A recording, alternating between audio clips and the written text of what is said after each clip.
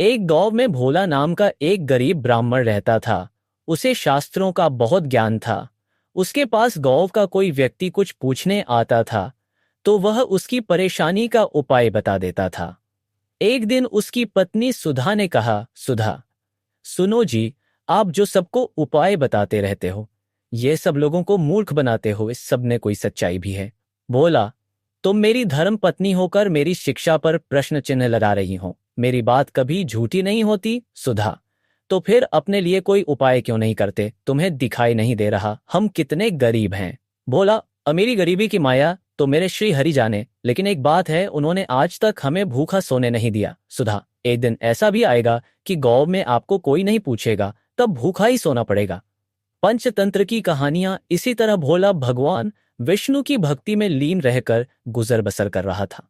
तभी एक दिन उसके पास एक सेठ जी आए। उन्होंने कहा, सेठ जी, भोला मेरे पास बहुत पैसा है लेकिन सुख भोगने के लिए संतान नहीं है। मेरा क्या कसूर है जो मुझे संतान का सुख प्राप्त नहीं हो रहा है? भोला, सेठ जी, आपके पिछले जन्म के कर्मों के कारण आपके घर में संतान नहीं है।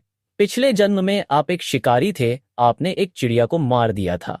वह अपने बच्चों के लिए दाना लेने गई थी, जिससे उसके बच्चे भूख से तड़प कर मर गए। इसी कारण इस जन्म में आपको संतान का सुख नहीं मिल पाया है। सेठ जी, पंडित जी, कोई तो उपाय होगा।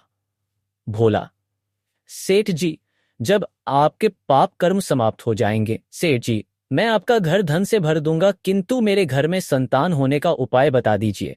यह सुनकर भोला को गुस्सा आ गया। उसने कहा, तुम मुझे धन से खरीदना चाहते हो, चले जाओ यहां से।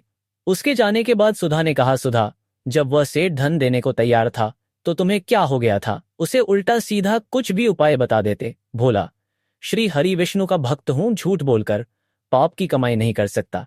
यदि तुम्हें मेरे साथ रहना है तो रहो, नहीं तो चली जाओ यहां से। यह सुनकर सुधा को बहुत गुस्सा आया, लेकिन वह कुछ नहीं बोली और चुपचाप अपने घर के कामों में लग गई।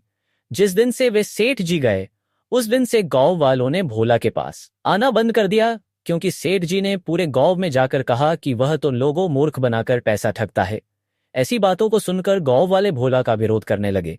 कुछ समय के बाद भोला और सुधा की भूखे मरने की नौबत आ गई। तब सुधा ने कहा, मैंने तुम्हें कितना समझाया, लेकिन तुम तो अपने विष्णु भगवान के चक्कर में पड़े हो। अब जब हम जिंदा ही नहीं रहेंगे तो भगवान जी की पूजा कैसे करोगे? कुछ और दिन बीत गए। अब दोनों से उठा बैठा भी नहीं जा रहा था। वे दोनों अपने घर में लेटे हुए थे। सुधा, लगता है मरने का समय आ गया है। बोला, मुझे तो लगता है भगवान से मिलने का समय आ गया है। तू भी आखिरी समय में भगवान श्री हरि का ध्यान कर ले। भोला और सुधा दोनों श्री हरि भगवान विष्णु का ध्यान करने लगते हैं। उसी समय भगवान श्री हरि विष्णु उन्हें दर्शन देने के लिए प्रकट हो जाते हैं। बोला, भगवान, अब तो हमारे अंदर इतनी भी हिम्मत नहीं कि आपके श्री चरणों में प्रणाम कर सकें। अब तो आप हमें अपनी शरण में ले लीजिए। भगवान विष्णु, तुम मेरे ऐसे भक्त हो जो बिना किसी लालच के मेरी भक्ति कर रहे हो। इस कारण तुम्हें इसी संसार में रहकर कर धर्म की शिक्षा देनी है। तभी भगवान विष्णु की कृपा से भोला और सुधा दोनों पूर्ण रूप से ठीक हो जाते हैं।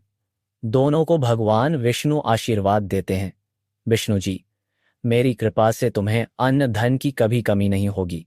आज से तुम्हारा केवल मेरी भक्ति करना है।